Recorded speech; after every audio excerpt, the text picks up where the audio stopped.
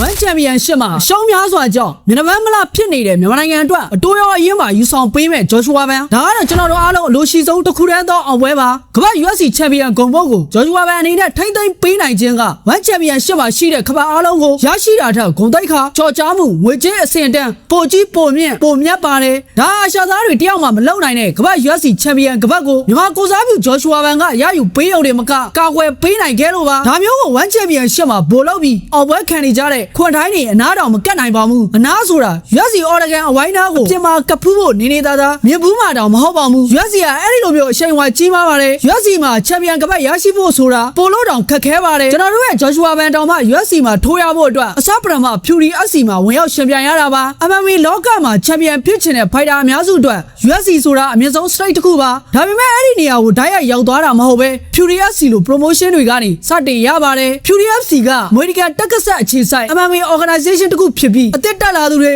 အတွက်ကြောင့်ရှိသူတွေ UFC ကို target လုပ်နေတဲ့ contender တွေအများစုပါဝင်ရှင်ပြိုင်နေကြတဲ့ platform တစ်ခုပါဒီ promotion ရဲ့အရေးကြီးဆုံးအချက်က UFC scout တွေမျက်စိထားကြည့်နေတဲ့ strike ဖြစ်တာပါဒီလို UFC မှာထိုးရဖို့အိမ်မက်ရှိသူဖိုက်တာများစွာရှင်ပြိုင်နေကြတဲ့ Fury FC မှာ Joshua Ban ဟာရလကောင်းတွေကိုရယူပြီးမှ UFC မှာရှင်ပြိုင်ခွင့်ရတာပါ Joshua Ban ဟာ Fury မှာလည်းဒိုက်ကျပြိုင်ဘက်တိုင်းကြောက်ရတဲ့ဖိုက်တာဖြစ်ခဲ့တယ်လို့ UFC မှာလည်းပြိုင်ဘက်တိုင်းကိုအနိုင်ယူပြပြီးခပတ်ကိုရရှိနေတာပါOne Championship ကနေ UFC ကိုကူးပြောင်းလာကြတဲ့ဖိုက်တာတွေများစွာရှိပါတယ်ဒီအထဲမှာဆိုရင်အခုတလောမှာပြောင်းလာတဲ့ Aura Ansan ရဲ့တငယ်ချင်း Mania Director ဆိုရင်One Championship မှာဝိတ်တန်းတစ်ခုရဲ့ခပတ်နှစ်ခုချန်ပီယံဖြစ်ခဲ့ပေမဲ့ UFC ရောက်သွားတဲ့အခါမှာတော့ပွဲဥထမှာအနိုင်ရရှိခဲ့ပေမဲ့နောက်ဆုံးနှစ်ပွဲမှာနှစ်ပွဲလုံးရှုံးနေပြီးသူ့ရဲ့ UFC အလားလာဟာမသေးကြတော့ပါဘူးဒါ UFC မှာချန်ပီယံတယောက်ဖြစ်ဖို့မပြောနဲ့နောက်ထပ်ပွဲထိုးခွင့်မှာမသေးကြတာပါနောက်ထပ် One Year ချန်ပီယံကြီး Van Akron ဆိုရင် UFC ရောက်သွားတဲ့အခါမှာသူ့ရဲ့ပထမဆုံးပြိုင်ပွဲမှာပြိုင်ပွဲရ9စက္ကန့်အတွင်းဒူးပြန်တိုက်ချက်ကြောင့်ကမ္ဘာအများဆုံးအလဲထိုးနဲ့အဆက်တစ်ပွဲရှုံးနိုင်သွားပြီး